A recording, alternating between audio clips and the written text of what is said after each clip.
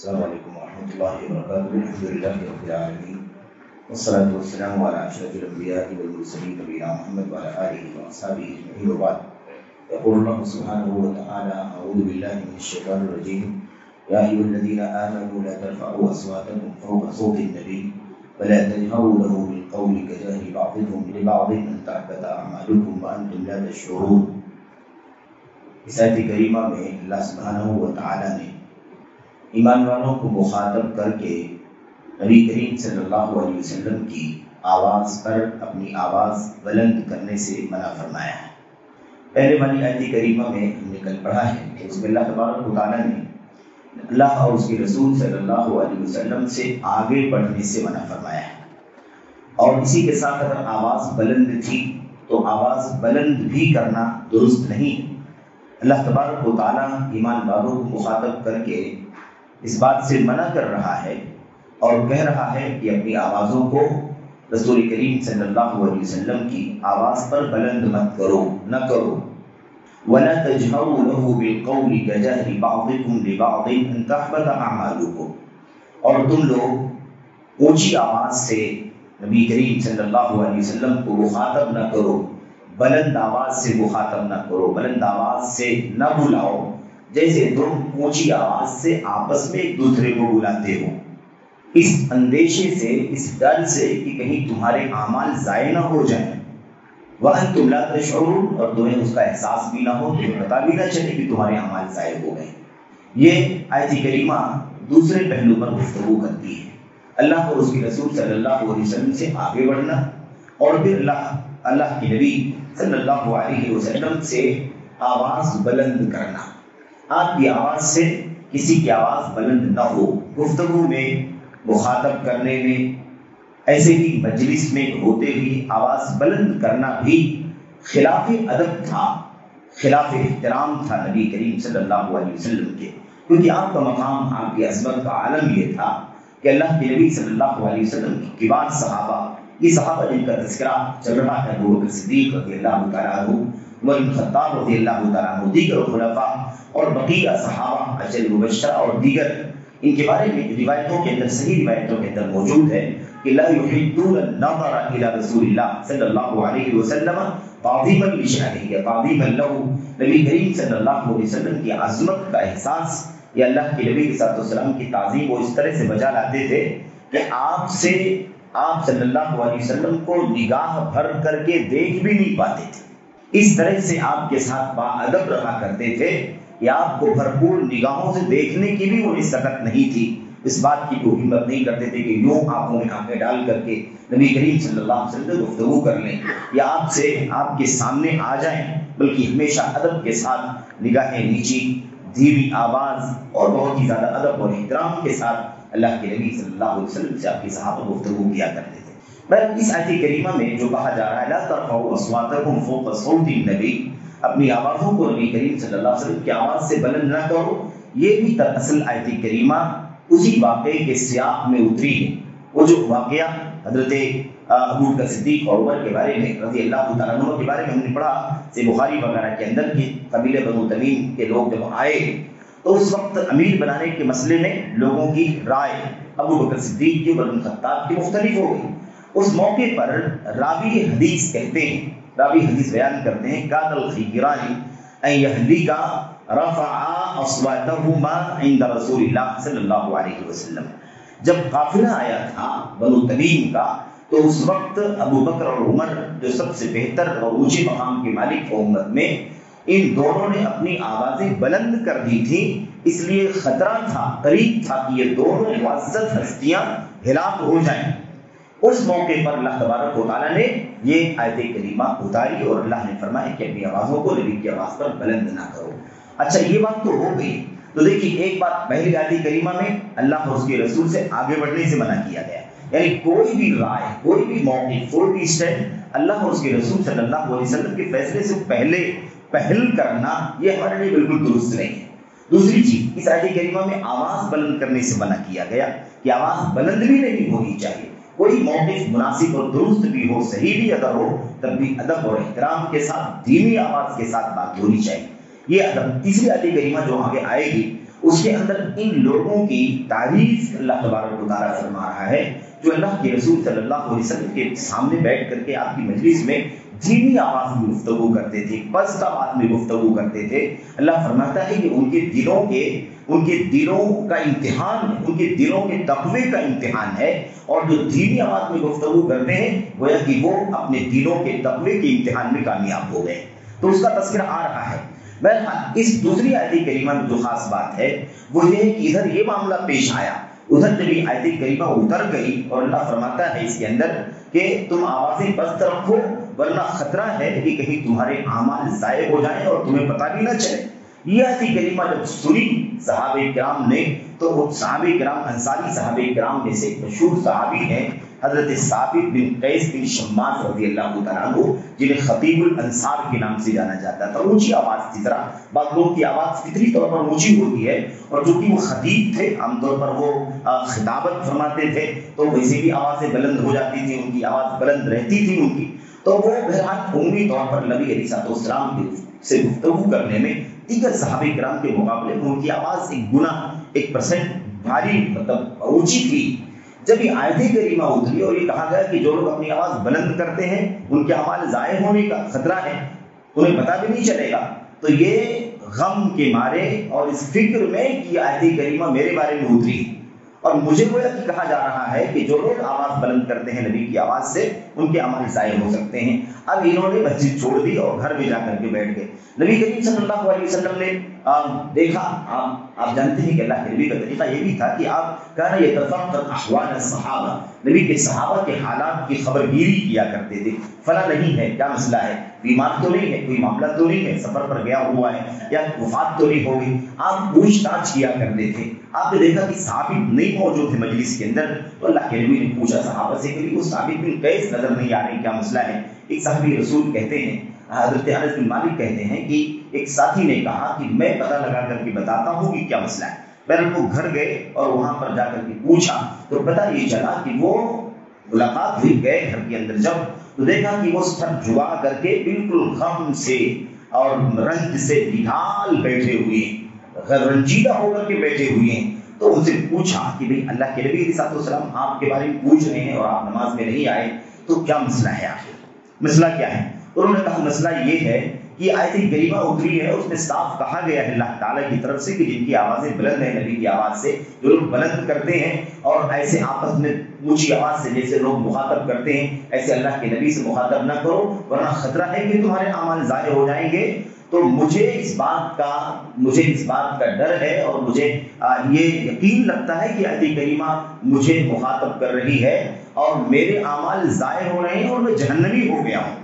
اس لیے میں مجلس میں نہیں آ رہا ہوں۔ اس غم کی وجہ سے مجھے سمجھ میں نہیں آتا ہے کہ میں کیا کروں۔ آ کر کے انہوں نے خبر دی اللہ کے نبی کو کہ معاملہ ایسا ہے، اس آیت کریمہ کی وجہ سے وہ اس طرح سے غم میں رنج میں ڈوبے ہوئے ہیں۔ اللہ کے نبی نے فرمایا جاؤ ان کو خوشخبری دے دو کہ مسئلہ تم سے متعلق نہیں ہے، تم سے مسئلہ متعلق نہیں ہے، اور انہیں بتا دو کہ تم جہنمی نہیں ہو بلکہ جنتیوں میں سے ایک جنتی ہو۔ یہ خوشخبری دے کر کے وہ گئے اور اللہ کے نبی صلی اللہ علیہ وسلم کا پیغام ان کو پہنچایا تو وہ خوش ہوئے اور اس کے بعد آئے اور ملاقات کی اور اس کے بعد بدستور حاضر ہونے لگے۔ یہاں پیغام یہ ہے کہ اللہ کے نبی صلی اللہ علیہ وسلم پر آیت کریمہ اتری، ایک پس منظر میں اتری، ایک سیاق میں اتری، ایک واقعے کے تناظر میں اتری، لیکن اللہ کے نبی کے صحابہ کرام کا ایک طرف نبی کی عظمت جس کے بارے میں اللہ تبارک و تعالیٰ آپ کے صحابہ کو تربیت کر رہا ہے، اور دوسری طرف صحابہ کرام کا مقام اور ان کی عظمت آپ دیکھیں کہ وہ کوئی چیز سنتے پڑھتے دیکھتے تو انہیں ایسا لگتا کہ میری ذات میں یہ کمی پائی جاتی ہے، یہ عیب میرے اندر پایا جاتا ہے، یہ گناہ میرے اندر پایا جاتا ہے، تو وہ دوسروں سے پہلے خود اپنی اصلاح کی فکر میں پڑ جایا کرتے تھے اور رنجیدہ ہو کر کے گھر میں بیٹھ گئے ثابت بن قیس رضی اللہ تعالیٰ عنہ، یہاں تک کہ نبی کریم صلی اللہ علیہ وسلم نے ان کو خوشخبری دی کہ تم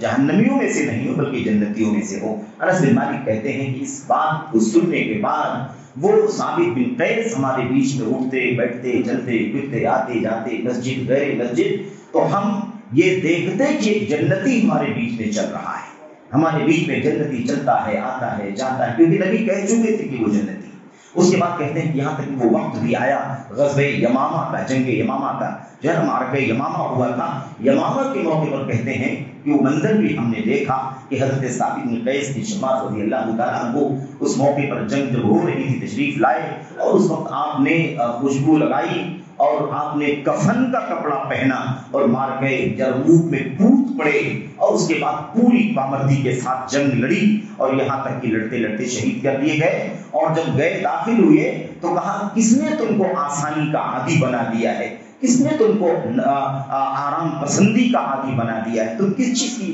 عادت لوگوں میں ڈال رہے ہو. میدانی کارزار میں اترو اور اس طرح سے اترے اور اس کے بعد جنگ کی, جنگ میں لڑتے رہے یہاں تک کہ شہید کر دیے گئے. تو کہتے ہیں وہ نبی کی بات آپ کی زبان سے جو سنی تھی اجازت انہیں بتا دو کہ وہ جنتی ہیں. کہا یہاں پر آنکھوں کے سامنے منظر بھی ہم نے دیکھا کہ خالص توحید و سنت کی زندگی گزارنے والا ہمارا ساتھی اور اللہ کی کلمے کی بلندی کے لیے لڑتا ہوا شہید ہو گیا. تو بہرحال یہ جنت کی بشارتوں میں سے ایک بشارت ہے. ٹھیک ہے, جنتی کی شہادت کوئی نہیں دے سکتا کسی کے بارے میں, لیکن نبی شہادت دے چکے تھے اور یہ منظر سامنے تھا. یہ دونوں چیزیں ایک ساتھ میں اکٹھا ہو جائیں تو جنتی ہونے کا کی شہادت کا واقعی یقین ہو جاتا ہے اور آنکھوں کے سامنے بھی وہ چیز آ جاتی ہے.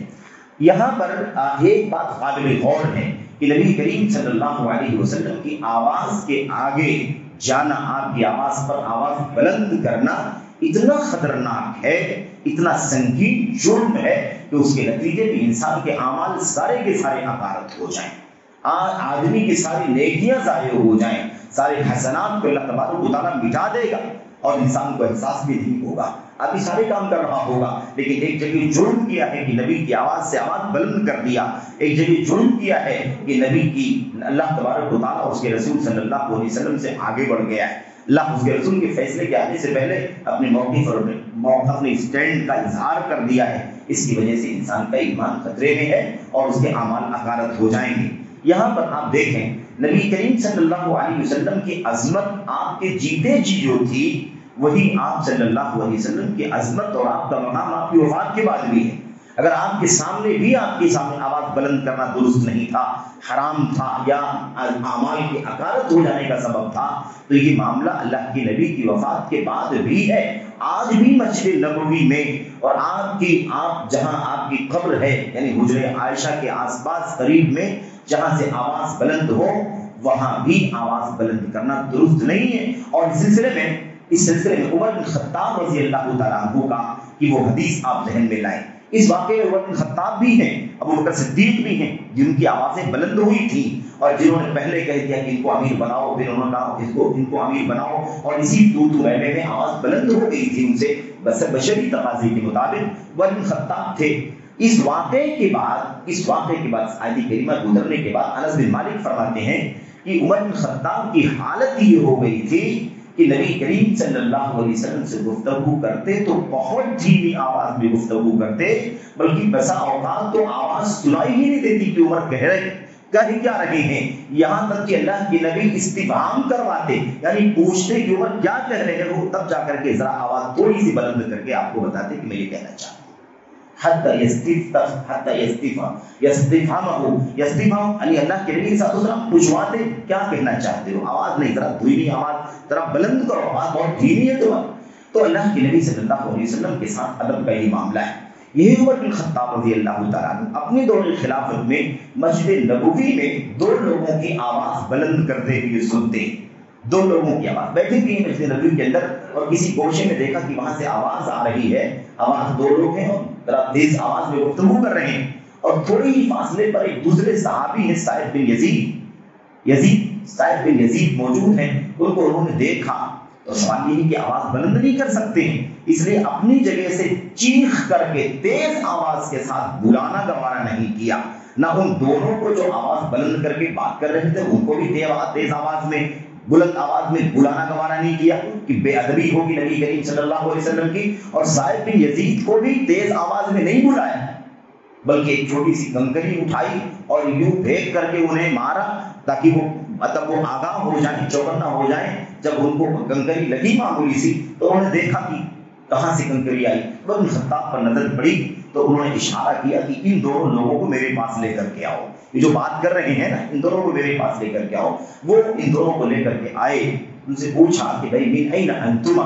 آپ لوگ بہت زور زور سے بات کر رہے ہو، کہاں سے آپ لوگ تشریف لائیں؟ مدینے کے تو یہاں کے تو نہیں ہیں آپ لوگ، کہاں کے ہیں آپ لوگ؟ انہوں نے کہا نحن من اہل طائف، ہم لوگ تو طائف سے آئے ہوئے ہیں۔ عمر بن خطاب رضی اللہ تعالیٰ عنہ نے ان سے کہا، اور یہ ساری باتیں دھیمی دھیمی ہو رہی ہیں، دھیمی آواز میں ہو رہی ہیں، ادب کے ساتھ ہو رہی ہیں، کہیں یہ آواز بھی بلند نہ ہو جائے کہ نبی کریم صلی اللہ علیہ وسلم کی وفات کے بعد آپ کی عظمت کے اعتبار سے آپ کی گستاخی ہو جائے اور آپ کے ساتھ بے ادبی ہو جائے۔ ان سے کہہ رہے ہیں کہ تم لوگ طائف سے آئے ہوئے ہو، اگر تم لوگ طائف کے نہ ہوتے، مدینے کے ہوتے، لَأَوْجَعْتُكُمَا ضَرْبًا تَرْفَعَانِ أَصْوَاتَكُمَا عِندَ رَسُولِ اللَّهِ صلی اللہ علیہ وسلم، اگر تم لوگ طائف کے نہ ہوتے تو مارتا، تمہاری پٹائی کرتا اور تمہیں تکلیف پہنچاتا۔ تم لوگ یہاں مسجد نبوی میں نبی کریم صلی اللہ علیہ وسلم کے پاس، یعنی اللہ کے نبی صلی اللہ علیہ وسلم کی مسجد میں، اور آپ صلی اللہ علیہ وسلم یہی قریب میں مدفون ہیں، آپ کا احترام اور ادب جیسے زندگی میں ہے ایسی وفات کے بعد بھی ہے، تم لوگ یہاں اپنی آوازیں بلند کر رہے ہو، بالکل تمہارے لیے ایسا کرنا روا اور جائز نہیں۔ بہرحال تو کہنے کا مطلب یہ ہے کہ کبھی آدمی ایک لفظ بھی ایسا بول جاتا ہے جو اپنی سنگینی اور خطرناکی کے اعتبار سے اتنا بڑا ہوتا ہے کہ اس کی وجہ سے انسان جہنم رسید ہو سکتا ہے، جیسا کہ اللہ کے نبی نے فرمایا ان الرجل لا يتكلم بالكلمة لا يلقي لها بالا یا لا يرى بها بأسا وإنه يهوي به 70 خريفا في النار، آدمی اپنی زبان سے کبھی کوئی ایک لفظ بول دیتا ہے اور کتنا خطرناک لفظ ہو، اسے احساس نہیں ہوتا ہے کہ اس نے کون سا لفظ بول دیا، لیکن وہ ایک لفظ اسے 70 سال کے لیے جہنم کے گڑھے میں ڈال دیتا ہے۔ اس لیے انسان کو چاہیے کہ وہ احترام کرے، اور میرے بھائیوں کہاں اپنی آواز کو بلند نہ کرو، کہاں اللہ اور اس کے رسول سے آگے نہ بڑھو میرے بھائیوں، اور وَلَا تَجْهَرُوا لَهُ بِالْقَوْلِ، اور ایسے اونچی آواز میں بات نہ کرو جیسے تم آپس میں ایک دوسرے سے اونچی آواز میں بات کرتے ہو، جیسا کہ دوسری آیت کریمہ میں غالباً سورہ نور میں اللہ تبارک و تعالیٰ نے فرمایا لَا تَجْعَلُوا دُعَاءَ الرَّسُولِ كَدُعَاءِ بَعْضِكُمْ لِبَعْضٍ، جیسے تم لوگ آپس میں ایک دوسرے کو اے فلاں ادھر آؤ، اے فلاں ادھر آؤ، زور زور سے چیخ چیخ کر کے بلاتے ہو، ایسے اللہ کے نبی علیہ الصلوۃ والسلام کو نہ بلایا کرو، بلکہ ادب اور احترام سے قریب آ کر کے بلایا کرو، دھیمی آواز سے ادب کے ساتھ بلاؤ، اور اللہ کے نبی کو یا نبی اللہ یا رسول اللہ کہہ کر کے مخاطب کرو، اے فلاں جیسے تم نام لے کر ایک دوسرے کو بلاتے ہو ایسا نہ بلایا کرو۔ تو اللہ تبارک و تعالیٰ نے یہاں بھی ادب سکھایا۔ میرے بھائیوں ایک طرف یہ آداب جو اللہ تبارک و تعالیٰ اہل ایمان کو سکھا رہا ہے، اور دوسری طرف آج آپ دنیا کا جائزہ لیں، حالات کا جائزہ لیں، وطن عزیز کا اور آس پاس کے حالات کا جائزہ لیں، تو آپ دیکھیں کہ اسلام کے نام لیوا اور بہت سارے اسلام کے دعوے دار اپنی زبانوں سے اللہ کے نبی کے آگے بڑھ رہے ہیں، کوئی اپنی قلم سے اللہ کے نبی سے آگے بڑھ رہا ہے، کوئی اپنی آواز اونچی کر رہا ہے، کوئی کسی اسٹینڈ پر، کوئی کسی منہج پر، کوئی کسی موقع پر، کوئی کسی کی رائے، کوئی کسی کی فکر، کوئی کسی مختلف انداز سے لوگ خروج کر رہے ہیں نبی کریم صلی اللہ علیہ وسلم کے مقام سے اور آپ کی عظمت سے، آپ کے سامنے بیٹھ کر کے کوئی رائے جس کا کوئی شریعت سے تعلق نہ ہو، اس کا امیر بنا دینا، اس کا امیر بنا دینا، یہ ایک رائے کی بات تھی۔ اس موقع پر بھی اللہ تبارک و تعالیٰ نے اپنے نبی کے صحابہ کو تنبیہ فرمائی، اور اللہ نے فرمایا کہ اس سے تمہارے اعمال اکارت ہو سکتے ہیں، تو کہاں دین کے مسائل اپنی رائے سے، کہاں فقہ کے مسائل اپنی رائے سے، کہاں حرام و حلال کے مسائل اپنی رائے سے، کہاں لوگوں کی رائیں آراء الرجال کو اللہ کے نبی صلی اللہ علیہ وسلم کی سنتوں کے مقابلے پیش کیا جا رہا ہے۔ اللہ تبارک و تعالیٰ سے دعا کریں کہ اللہ تبارک و تعالیٰ ہمارے بھائیوں کو، ہم کو، آپ کو، سارے لوگوں کو اللہ عز و جل اس موقف اور اس حالت پر اپنے انجام کی فکر کرنے کی توفیق عطا فرمائے کہ ہمارا انجام کیا ہو سکتا ہے۔ اللہ عز و جل ہمیں اور آپ کو نبی کریم صلی اللہ علیہ وسلم کی سنتوں پر اکتفا کرنے کی اور صحابہ کرام کی عظمت کو اپنی نگاہوں کے سامنے رکھنے کی توفیق عطا فرمائے۔ آپ کو یاد ہوگا عروہ بن مسعود جب آیا تھا نبی کریم صلی اللہ علیہ وسلم کے پاس فتح مکہ کے موقع پر، جب وہ ماحول گفتگو چل رہی تھی، گفت و شنود چل رہی تھی، اس موقع پر جب وہ آیا اور اس نے نبی کریم صلی اللہ علیہ وسلم کو اور آپ کے صحابہ کرام کو اپنی آنکھوں سے دیکھا بالکل سامنے، اور دیکھا کہ آپ کے صحابہ آپ کی کیسی تعظیم کر رہے ہیں، سب کی آوازیں دھیمی ہیں، آوازیں پست ہیں، انداز ادب کا ہے، انداز والہانہ ہے، محبت کا ہے، شفقت کا ادب ہے، یہ انداز ہے، اور وضو کرتے ہیں تو وضو کے پانی کا چھینٹا بھی زمین زمین پہ نہیں گرنے دیتے. آپ ٹوٹتے ہیں تو آپ کے ٹوٹ کے ذرات بھی زمین پر نہیں گرتے. کوئی اپنے ہاتھ پر مل لیتا ہے, کوئی اپنے چہرے پر مل لیتا ہے. یہ ماحول اور چاروں طرف گھیر کر کے بیٹھے ہوئے صحابہ کرام آپ کو, اور کوئی بھی بے ادبی کسی اور کی طرف سے بھی اگر ہو جائے معمولی سی بھی, تو صحابہ کرام جذباتی ہو جا رہے ہیں. یہ ماحول جب اس نے دیکھا تو آ کر کے اپنے قریش اور مکے والوں سے اس نے کہا لقد وفدت علی قیصر و کسریٰ, میں نے قیصر کے پاس بھی جا کر کے دیکھا ہے, کسریٰ کے پاس, روم اور ایران کے بادشاہوں کے پاس بھی جا کر کے دیکھا ہے, نجاشی کے پاس بھی گیا ہوں, وعلی الملوک, اور دنیا کے بہت سارے بادشاہوں کے پاس میں جا چکا ہوں. فما رأیت یعظم احدا کما یعظم اصحاب محمد محمدا, لیکن کبھی بھی کسی ملک کے بادشاہ کی اس کی رعایا کی طرف سے ویسی تعظیم کرتے ہوئے میں نے نہیں دیکھا جیسی میں نے محمد کے ساتھیوں کو محمد کی تعظیم کرتے ہوئے دیکھا. اور اس کے بعد یہ پورا پس منظر جو اس نے دیکھا تھا, چھینٹے دھوپ کے ذرات وضو کے پانی کے چھینٹے نہیں گرنے دیتے, یہ منظر اس نے پیش کیا. کہا اس قوم سے تمہارا مقابلہ ہو رہا ہے, اس قوم سے تمہاری بات چیت ہو رہی ہے, کس سے تم مقابلہ کرنے کے لیے جا رہے ہو. بہرحال کہنے کا مطلب یہ ہے کہ اللہ کے نبی کی عظمت سکھائی جا رہی ہے, آپ کا ادب سکھایا جا رہا ہے, آپ کا مقام و مرتبہ سکھایا جا رہا ہے, اور یہ ہم ایمان والوں کی ذمہ داری ہے, کیونکہ اہل ایمان کو مخاطب کیا گیا دونوں آیتوں کے اندر, یا ایھا الذین آمنوا, یا ایھا الذین آمنوا. اس لیے اللہ سے دعا کریں کہ اللہ تبارک و تعالیٰ ہمیں اور آپ کو اپنی آوازیں آج بھی بلند کرنے سے روکنے کی توفیق عطا فرمائے. آج یہ آواز بلند نہ کریں, آواز بلند نہ کریں, وہاں جائیں تو فزیکلی اپنی آواز بلند نہ کریں. مسجد نبی صلی اللہ علیہ وسلم کے اندر اور دنیا میں جہاں کہیں بستے ہو, حکم رسول کے خلاف زبان چلا کر کے اپنی آواز بلند نہ کریں, قلم چلا کر کے اپنی آواز بلند نہ کریں. اللہ اس کے رسول کے حکم سے آگے نہ جائیں. اللہ تعالیٰ ہمیں اس کی توفیق عطا فرمائے. آمین رب العالمین. وصلی اللہ وسلم وبارک علی نبینا محمد وعلی آلہ وصحبہ اجمعین. السلام علیکم ورحمۃ اللہ.